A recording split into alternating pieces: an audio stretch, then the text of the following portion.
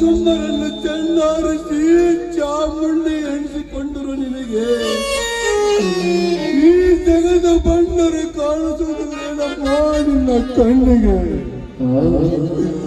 ನನ್ನ ಮನೆತನ ಜೋತೆಯನ್ನೇ ಸ್ಮಶಾನ ಮಾಡಿದ ಆ ಬಂಡ ಗೌಡನ ರುಂಡ ಆಸುವುದಕ್ಕೆ ಎಂದು ಬರೆಯಮ್ಮ ತಾಯಿ ಚಾಮುಂಡೇಶ್ವರಿ. ಇನ್ನು ಮೇಲೆ ಈ ಬಡವ ಬದುಕಬೇಕಾದರೆ ಕಟ್ಟಿಗೆಯನ್ನು ಮಾರಿ ಹೊಟ್ಟೆ ತುಂಬಿಸಿಕೊಳ್ಳಬೇಕಮ್ಮ. ಕಟ್ಟಿಗೆಯನ್ನು ಮಾರಿ ಹೊಟ್ಟೆ ತುಂಬಿಸಿಕೊಳ್ಳಬೇಕು.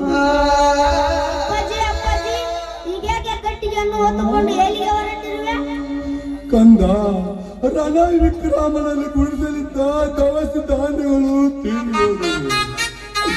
ಅವನು ಬರುವ ತನಕ ನಾವು ಬದುಕಬೇಕಾದರೆ ಕಟ್ಟಿಗೆಯನ್ನು ಮಾರಿ ಹೊಟ್ಟೆ ತುಂಬಿಸಿಕೊಳ್ಳಣಪ್ಪ ಈ ಕಾಡಿನಲ್ಲಿ. ಅಮ್ಮ, ನೀನು ಬದುಕಿದ್ದರೆ ನಮಗೆ ಇಂಥ ಪರಿಸ್ಥಿತಿ ಬರುತ್ತಿರಲಿಲ್ಲ ತಾಯಿ, ಬರುತ್ತಿರಲಿಲ್ಲ. ನಿನ್ನನ್ನು ಕಳೆದುಕೊಂಡು ಕಂಗಾಲಾದ ಈ ತಪ್ಪಲಿಗಳ ಗೋಳನ್ನು ಯಾರು ಕೇಳುತ್ತಾರೆ ತಾಯಿ, ಯಾರು ಕೇಳುತ್ತಾರೆ? ಯಾರು ಕೇಳ್ತಾರೆ ಕಂದ ನಮ್ಮ ಗೋಳನ್ನು? ಸತ್ತ ಸ್ವರ್ಗ ಸೇರಿದ ನಿನ್ನ ತಾಯಿ ತೆಗೆದರೆ ಕಂಡುತನಾನ ಬದುಕಲಾರೆ ಕಂದ, ಬದುಕಲಾರೆ.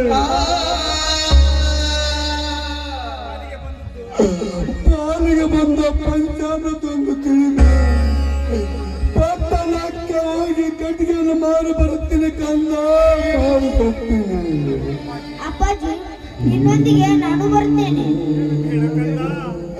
ಬೇಡ ಕಂದ ಬೇಡ, ನೀನು ಚಿಕ್ಕವನು. ಇಲ್ಲಿಂದ ಪಟ್ಟಣ ತುಂಬಾ ದೂರವಿದೆ.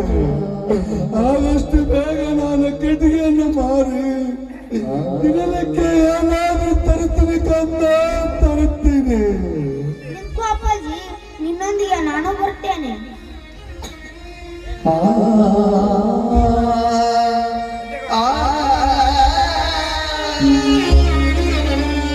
ಯಾರು ಕದರ ಮಾಡಲಿ, ಯಾರ ಬಲಿಯು ಬದುಕಲಿ, ಯಾರು ಕದರ ಮಾಡಲಿ, ಯಾರ ಬಲಿಯು ಬದುಕಲಿ, ಕಣ್ಣಿರಿದು